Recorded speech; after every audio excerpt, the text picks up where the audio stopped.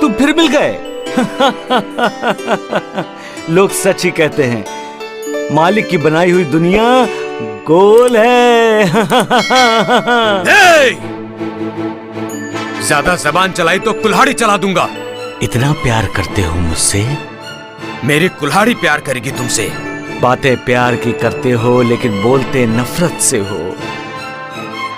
जिंदगी नफरत से नहीं जी जाती मेरे बेटे। जिंदगी जीने के लिए जिंदा रहना जरूरी होता है, और मैं तुम्हें अब जिंदा नहीं छोड़ूंगा। कुल्हाड़ी का एक वार और तुम्हारे टुकड़े होंगे 4। मौत से डर नहीं लगता?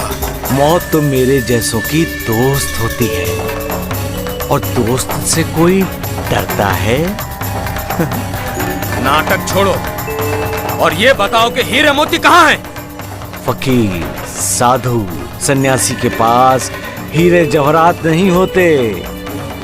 उनके पास सिर्फ आशीर्वाद होते हैं, आशीर्वाद। तुमने मुझे धोखा दिया है। ये तुम्हारा वहम है। विश्वासघात किया है तुमने मेरे साथ। तुम जैसे डाकू हमेशा दूसरों पर घात करते हैं। तुम्हारे मुंह से विश्वासघात की बात अच्छी नहीं लगती। तुमने झूठ बोला है मुझसे।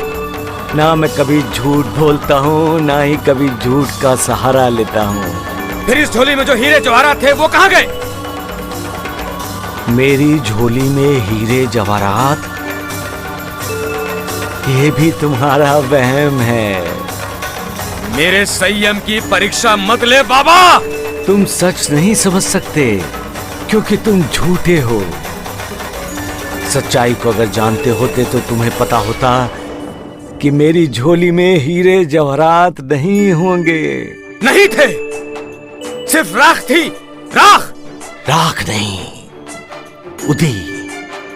और वही हमारी जिंदगी का अटल सत्य है। मरने के बाद हम सभी राख होने वाले हैं, इस मिट्टी में मिल जाने वाले हैं। क्या उस राख को देखकर तुम्हें ऐसा नहीं लगता कि जो कुछ भी तुम कर रहे हो गलत कर रहे हो? मेरी आंखों में धूल झोंककर तुम वो हीरे मोती बेच आए हो। तुम समझ रहे होगे कि तुम्हारा ये लिबास, ये हुलिया देखकर डाकू तुम्हें पकड़ेगा नहीं, लेकिन मैं तुम्हें अच्छी तरह से जान गया हूं। अच्छी तरह से जान गया हूं तुम्हें। अब मैं तुम्हारी जान लेने वाला हूं।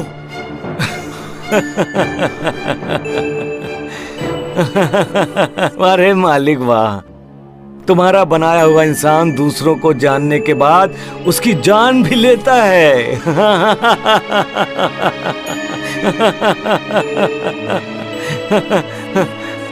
मालिक, तुम्हारे इंसान की जान की कीमत क्या है? सोना, चांदी, हीरे, मोती? लेकिन जान देने के बाद इंसान के लिए सोना, चांदी, हीरे, मोती, रुपए, पैसों का क्या महत्व है? हाँ, इंसान कब समझेगा कि हीरे मोती नहीं, तुम्हारी भक्ति ही इंसान को परम धाम के दर्शन कराएगी। तू पागल है क्या? लोग मुझे पागल कहते हैं। कहेंगे ही। आसमान की तरफ देखकर किससे बातें करते हो? मालिक से। अब मैं तुमसे एक बात पूछता हूं, क्या तुम पागल हो? टुकड़े टुकड़े कर दूंगा। क्या मिलता है तुम्हें दूसरों की हत्या करके? क्या तुम्हें पुण्य मिलने वाला है? क्या तुम्हें समाज से प्रतिष्ठा प्राप्त होने वाली है? क्या कानून तुम्हें सम्मान देने वाला है? निष्पाप निरपराधों की हत्या करके तुम पाप के बाद पाप करते जा रहे हो। तुम्हें मारकर एक पाप और करूंगा। किसके लिए काम कर रहे हो तुम? ये पाप किसके लिए? अपने परिवार के लिए, अपने बीवी बच्चों के लिए। उन्हें खुश रखना चाहता हूं मैं। खून खराबे से, हत्या से कोई भी परिवार खुश नहीं होता। हर कोई दुआ चाहता है, बद्दुआ नहीं। हर कोई पुण्य में भागी होना चाहता है, पाप में नहीं। मेरा परिवार ऐसा नहीं है। वो सुख में भी मेरे साथ है और दुख में भी। तुम भ्रमित हुए हो बेटे। जाओ जाकर अपने बीवी बच्चों से पूछो, क्या वो तुम्हारे पाप में भागी बनेंगे? मौत से दोस्ती करने की भाषा बोलने वाले ढोंगी, अब मौत से भागना चाहते हो? भागते तुम जैसे कायर, डरपोक। तुम्हारे जैसे कायर जिंदगी से डरते हैं, जिंदगी से दूर भागने की कोशिश करते हैं और अपने साथ अपने पूरे परिवार को घसीट ले जाते हैं। मेरा परिवार मेरे साथ है। यह भी तुम्हारा भ्रम है। जाओ जाकर अपने घर वालों से पूछो, बीवी बच्चों से पूछो। तुम भागने के लिए बहाना ढूंढ रहे हो। अगर मेरी गर्दन काट कर तुम मुझे फिर से जिंदा कर सकते हो तो मेरी गर्दन काट कर जाओ और जाकर अपने बीवी बच्चों से पूछो, क्या वो तुम्हारे पाप में भागी हैं? और अगर तुम मुझे जिंदा नहीं कर सकते तो मुझे यहीं छोड़कर जाओ। मैं भागूंगा नहीं, मैं तुम्हारा यहीं इंतजार करूंगा। जब तुम दूसरों पर विश्वास करोगे तभी तो दूसरे तुम पर विश्वास करेंगे।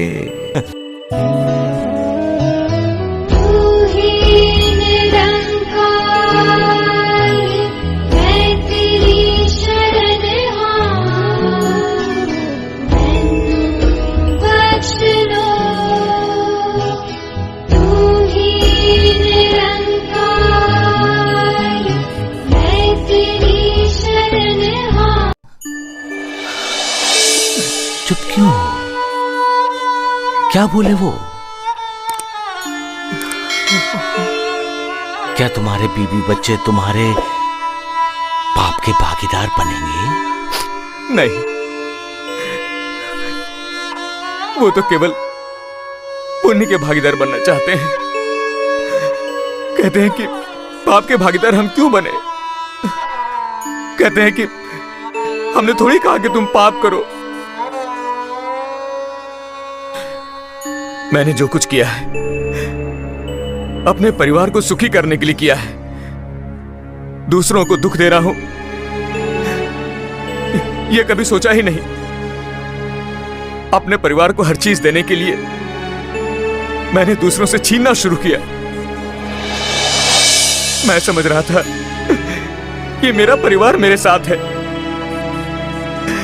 लेकिन आज पता चला कि वो मेरे साथ नहीं है। वो सुख के भागीदार बनना चाहते हैं, पुण्य के भागीदार बनना चाहते हैं, लेकिन मेरे पाप का कोई भागीदार बनना नहीं चाहता।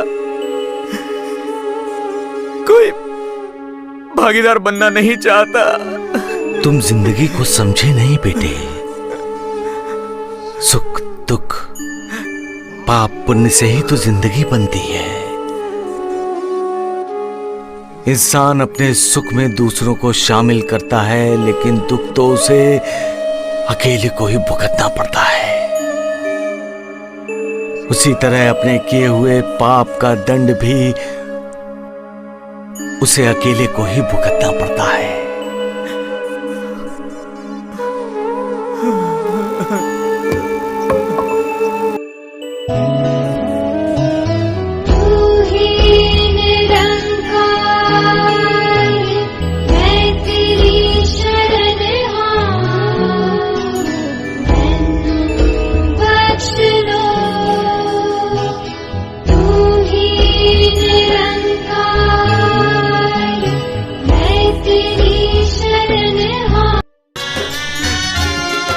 बाबा मुझे माफ कर दीजिए,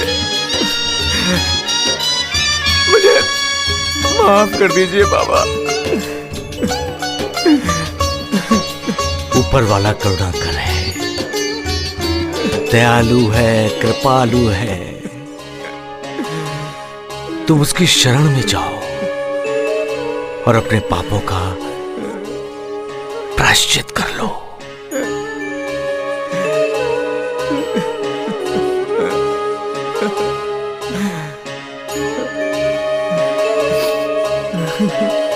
कुछ दिनों पहले तुमने एक शादी की बारात लूटी और दुल्हन के सारे गहने लूट लिए थे, याद है?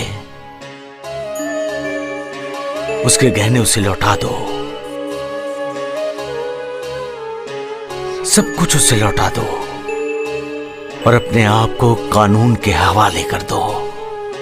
वो मालिक सब कुछ ठीक कर देगा।